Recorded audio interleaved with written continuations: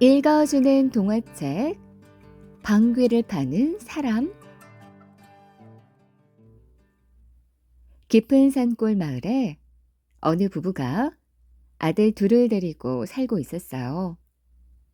이 부부는 성실하고 부지런해서 넉넉한 재산을 모으고 남부럽지 않게 잘 살았죠. 그런데 욕심이 많은 형은 부모님 공양을 소홀히 했고, 착하고 성실한 아우는 정성껏 부모님을 모셨어요. 그런데 어느 해 몹쓸 병이 들어 부모님이 하루아침에 돌아가시고 말았어요. 형은 아버지의 유언을 따르지 않고 많은 재산을 혼자서 독차지했죠.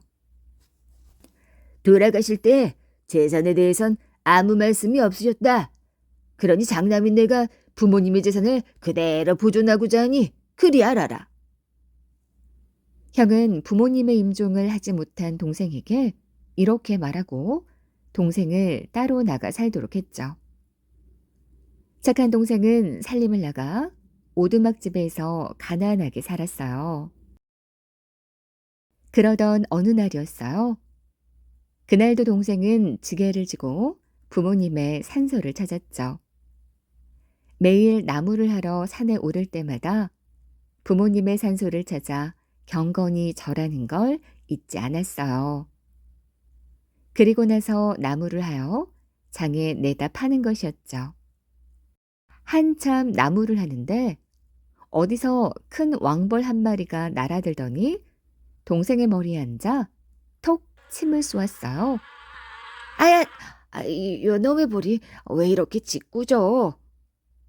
동생은 화가 나 작대기를 휘둘렀죠. 벌은 작대기를 피해 도망쳤어요.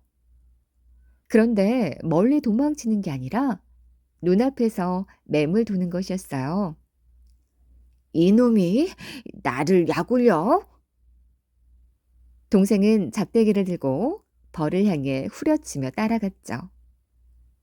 벌이 사람을 끌고 다니는 꼴이었어요. 동생은 계속 작대기를 들고 요리조리 도망치는 벌을 쫓아갔어요. 숨을 헐떡거리며 한참을 쫓다 보니 벌은 한 커다란 참나무 밑동에 구멍 속으로 쏙 들어가는 것이었어요. 동생은 구멍을 들여다보다가는 작대기로 구멍을 쑤셔대기 시작했죠. 이놈, 아무 죄도 없는 나를 쏘고 도망가다니. 몇 번을 쑤셔대자 구멍에서 진득한 액체가 흘러나왔어요. 손가락에 찍어 입에 대보았죠. 그건 바로 꿀이었어요. 향긋하고 달콤한 게 여간 마시는 꿀이 아니었죠. 꿀은 작대기를 쑤실 때마다 흘러나왔어요. 동생은 꿀어 앉아 흘러나오는 꿀을 핥아 먹었어요. 먹어도 질리지 않았죠. 꿀은 배가 불러오도록 쉬지 않고 흘러나왔어요. 더 먹을 수 없을 만큼 배가 부르자 동생은 참나무 밑에서 일어났죠. 그리고 부랴부랴 나무를 하는데 뽕 하고 엉덩이에 바지를 들썩이며 방귀가 나왔어요. 방귀 소리는 벌이 우는 소리 같기도 하고 아름다운 새소리 같기도 했어요. 그런데 이상한 일이었어요. 동생의 코로 어디선지 달콤한 그리고 향기로운 냄새가 흘러들었죠. 그 냄새가 어찌나 향긋하고 좋은지 동생은 코를 벌름거리며 냄새가 나는 곳을 찾았어요. 그러나 어디서 흘러나오는 냄새인지 알 수가 없었죠. 동생은 코를 끙끙거리며 나무 할 것도 잊은 채 이리저리 냄새를 찾아다녔어요. 그런데 또 뽕 하고 새소리같이 아름다운 방귀가 나왔어요. 향긋하고 달콤한 냄새가 아까보다 더 은은히 콧속으로 스며들었죠.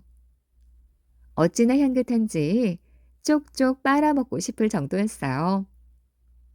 동생은 그 냄새가 방귀에서 나온 것임을 알고 또 한 번 방귀를 뀌어 보았죠. 방귀는 잘도 나왔어요. 냄새는 동생의 주위를 싸고 돌았죠. 동생은 나무쯤을 짊어지고 집으로 돌아왔어요. 왜 이렇게 늦으셨어요? 시장하실 텐데 어서 들어가세요. 아내는 맛있게 밥상을 차려놓고 반갑게 맞아주었어요.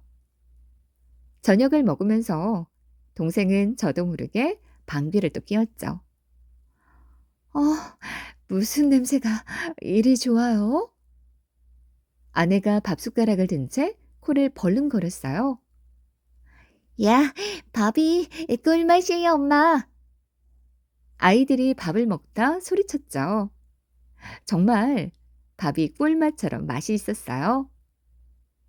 동생은 오늘 산에서 있었던 일을 식구들에게 들려주었죠. 어디 한번 봐요. 아내는 벌에 쏘였다는 남편의 머리를 들여다보았어요. 그런데 벌에 쏘인 머리의 흔적은 씻은 듯이 사라지고 보이지 않았죠. 대신 향긋한 냄새가 풍겨나고 있었어요. 참 신기한 일이네요. 글쎄 말이야. 동생의 방귀 이야기는 다음 날 온 마을에 퍼졌죠. 그 이야기는 이웃 마을에까지 널리 퍼져나갔어요. 아저씨, 냄새 한 번 더 줘요. 아저씨, 방귀 한 번만 더 뀌어요. 아이들은 졸졸졸 동생의 뒷꽁무니를 따라다니며 졸라댔어요. 동생은 마음만 먹으면 방귀가 절로 나왔죠. 방귀 소리는 언제나 아름답고 향긋하고 달콤한 냄새를 풍겼어요. 이제 동생은 나무 장사를 할 필요가 없게 되었죠. 여기저기 냄새를 맡고자 하는 사람들에게 불려다니느라 눈코 뜰 새가 없었거든요. 아직 설탕이 없던 때라 사람들은 너도 나도 동생을 불러갔죠. 신기한 방귀 냄새, 희한한 방귀 장수. 동생은 어느새 방귀 장수가 되어 있었어요. 사람들이 불러다가 방귀를 샀기 때문이죠. 장터에서도 잔칫집에서도 떡집에서도 음식점에서도 떡과 음식을 달게 하기 위해 사람들은 쉬지 않고 동생을 불렀어요. 그리고 그 음식을 먹는 사람들은 너무너무 맛이 있어 고개를 살래살래 흔들며 감탄을 연말하는 것이었어요. 얼마 안 가서 동생은 부자가 되었죠. 욕심쟁이 형은 자기보다 부자가 된 동생에게 시샘이 났어요. 어느 날 형은 동생을 찾아갔죠. 대체 네 방귀는 어떤 방귀길래 너를 부자로 만들었느냐? 나도 그 방귀 좀 다오. 동생은 사내가 벌에 쏘인 일이며 참나무 둥지에서 꿀을 먹은 일을 들려주었죠. 그래. 그 참나무가 뒷골산 북쪽에 있단 말이지. 형은 동생이 말한 대로 참나무를 찾아갔어요. 그리고 구멍을 찾아 작대기로 쑤셔봤죠. 그러나 꿀은커녕 아무것도 나오지 않았어요. 마음씨 나쁜 형은 동생이 거짓말을 해서 속인 거라고 생각을 했죠. 틀림없어. 이 녀석이 어디서 꿀을 얻어먹고 거짓말을 한 거야? 여기에 무슨 놈의 꿀이 있다는 거야? 형은 사방팔방으로 꿀을 찾아봤지만 꿀을 구할 수가 없었어요. 하지만 동생처럼 방귀 장사를 하고 싶었죠. 욕심 많은 형은 궁리를 하다가 생콩을 한 마리나 갈아 그것을 다 먹었어요. 그것이라도 먹고 방귀를 뀌어야겠다고 생각한 거죠. 방귀로 음식을 달게 하다니 그건 사람들의 생각일 거야.